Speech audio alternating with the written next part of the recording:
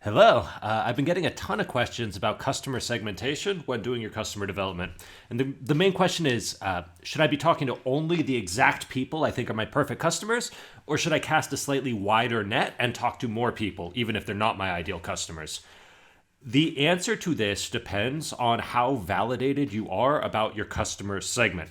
Because there's a big lie about customer segmentation, and the lie is that you can just think your way through it. That you can sit down, you can look at market sizes, you can make a spreadsheet, and you can kind of MBA your way through it. Whereas I've found quite the opposite. I've found that, like every other part of my product and my business, my customer segment needs to be discovered and explored. And often, my original beliefs about exactly who will be my perfect customer segment are incorrect. They can be incorrect because I thought it was teachers and it's actually parents or school administrators. So it's an adjacent segment. Alternately, it could be a smaller group within what you thought was your segment. So you might think it's teachers, but it's actually high school teachers working for charter schools because they have a bit more budget. You don't always know at the very beginning of your business, when it's still an idea and some papers, who is the perfect customer.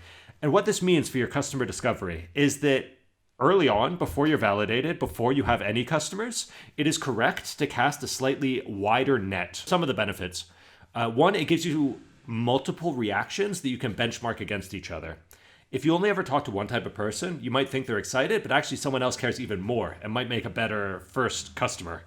And, you can always expand out into the others. Your first customer isn't your permanent customer, it's just your first.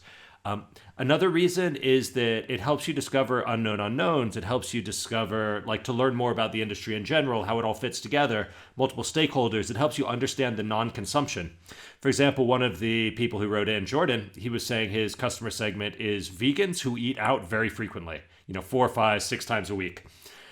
And he's saying, is it a mistake if I talk to vegans who only eat out once a month? And I would say, no, that's not a mistake at all in the early stages, because you're going to be able to understand their non-consumption. And later on, I agree, for the app he described, it made sense that he wanted the high frequency customers eating out almost every night. But later on, you're going to expand it to the mainstream, right? So if you've already kind of loaded that knowledge into your head, it's helpful. It's also helpful when you're talking to investors, because they have this kind of a rhetorical trick they use where they come up with a bunch of hypothetical ideas and then they force you to react to them. Oh, what about this? Why don't you expand it to this segment? And have you thought about this idea? And I wouldn't spend the time talking to these adjacent customers just for this reason, but it's a nice side effect, because what it allows you to do is say, oh, you know what? That's a really interesting idea. We thought they might be good also. We talked to 5 or 10 of them. They don't care at all. Or they really care, but reaching them is going to be a lot harder. So we want to do that in phase 2, after we've locked down this first segment. And they love it.